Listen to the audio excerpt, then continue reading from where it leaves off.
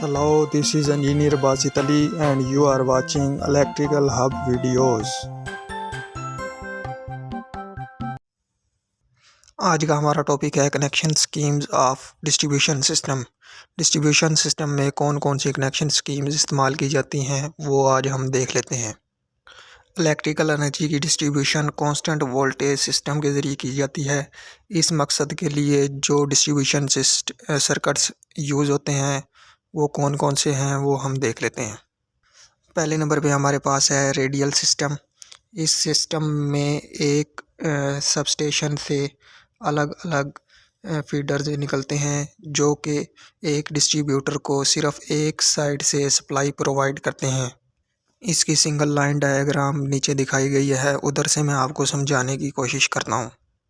इसमें दो distribution system दिखाए गए हैं, एक एसी डिस्ट्रीब्यूशन सिस्टम, दूसरा डीसी डिस्ट्रीब्यूशन सिस्टम। पहले एसी डिस्ट्रीब्यूशन सिस्टम को देख लेते हैं।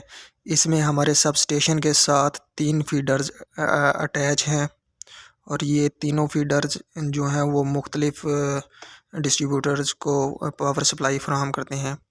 इसमें जो हमारे पास ओसी फीडर है, ओसी फीडर से एक डिस्ट्रीब्यूटर कनेक्ट है जो कि ए बी कनेक्टेड है और जो ये सिर्फ एक एंड से इसको पावर सप्लाई फराहम कर रहा है जो कि पॉइंट ए आ जाता है। ये इस पॉइंट से इसको पावर सप्लाई फराहम कर रहा है। दूसरे नंबर पे हमारे पास ये डीसी वाला डिस्ट्रीब्यूशन सिस्टम आ जाता है जिसमें सब स्टेशन के साथ 3 फीडर्स अटैच हैं। इसमें भी जो फीडर ओ सी है वो पॉइंट ए से डिस्ट्रीब्यूटर ए बी को पावर सप्लाई फराहम कर रहा है। अब हम दोबारा अपने टॉपिक की तरफ आ जाते हैं। टॉपिक में भी टोटली ये हमारी इस डायग्राम्स को डिफ़ाइन कर दिया गया है।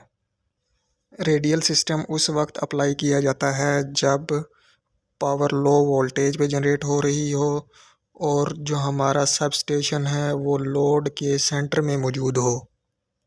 रेडियल सिस्टम डिस्ट्रीब्यूशन सिस्टम का सिंपलेस्ट डिस्ट्रीब्यूशन सर्किट है और इसकी कॉस्ट भी लो होती है, लेकिन इसके कुछ ड्रॉबैक्स हैं वो हम देख लेते हैं।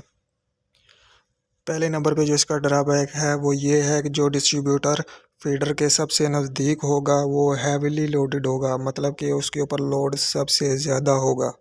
और दूसरे नंबर पे जो इसका ड्रॉबैक है वो ये है कि कंज्यूमर्स जो होते हैं वो एक फीडर और एक ही डिस्ट्रीब्यूटर पर डिपेंडेंट होते हैं।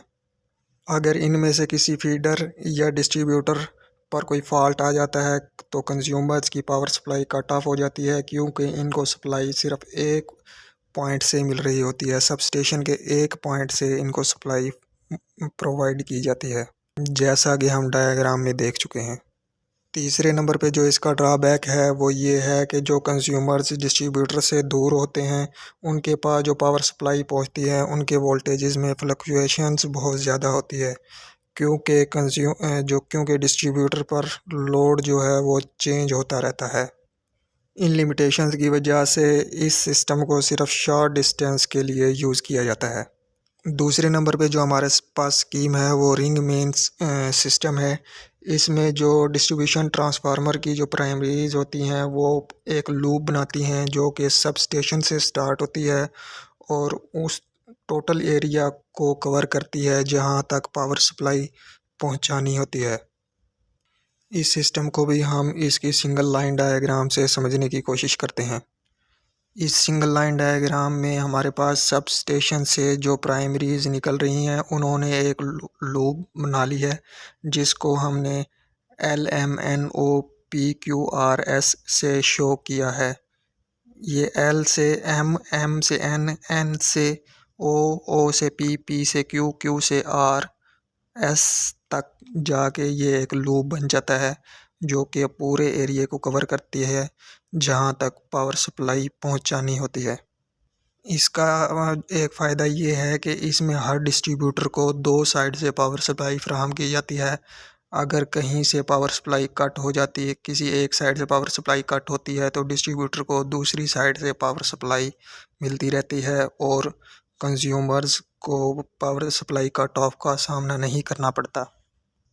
इसके साथ 3 डिस्ट्रीब्यूटर्स कनेक्टेड हैं, एक एम पॉइंट पर, एक एन पॉइंट, एक एम पॉइंट पर, एक ओ पॉइंट पर और एक क्यू पॉइंट पर।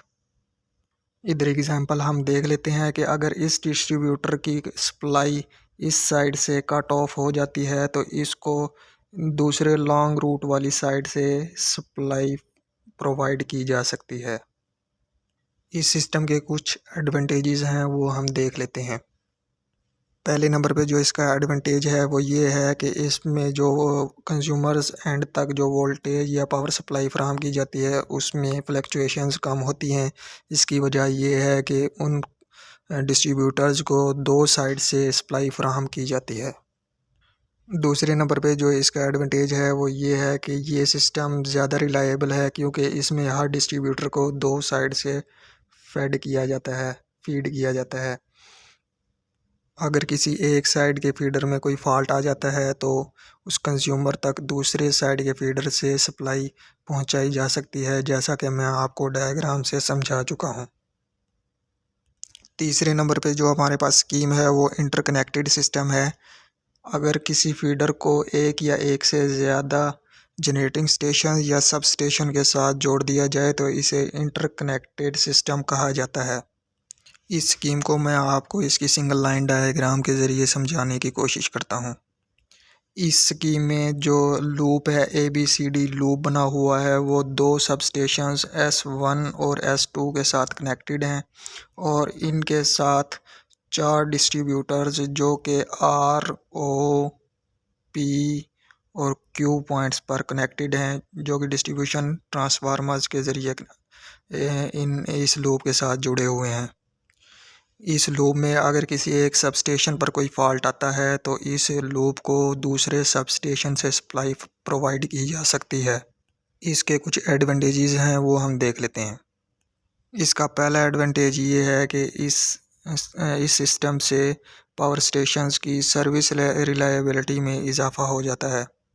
इसका दूसरा एडवांटेज ये है कि अगर कोई एरिया किसी एक जनरेटिंग स्टेशन से फीड किया गया है जिसके ऊपर पीक लोड ज़्यादा है तो इसको दूसरे जनरेटिंग स्टेशन से फीड देकर दूसरे पहले जनरेटिंग स्टेशन के लोड को कम किया जा सकता है।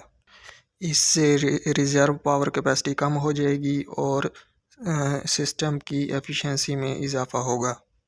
आज की वीडियो में हमने देखा कि वो कौन कौन सी डिस्ट्रीब्यूशन स्कीम्स हैं जिनके ज़रिए पावर सप्लाई को कंज्यूमर्स एंड तक पहुंचाया जाता है और इनके क्या क्या एडवांटेजेस और ड्रॉबैक्स हैं। आज की वीडियो में इतना ही, मिलते हैं नेक्स्ट वीडियो में। अगर आपको वीडियो पसंद आई हो तो वीडियो को लाइक कर दें और चैनल को सब्सक्राइब कर दें। शुक्रिया।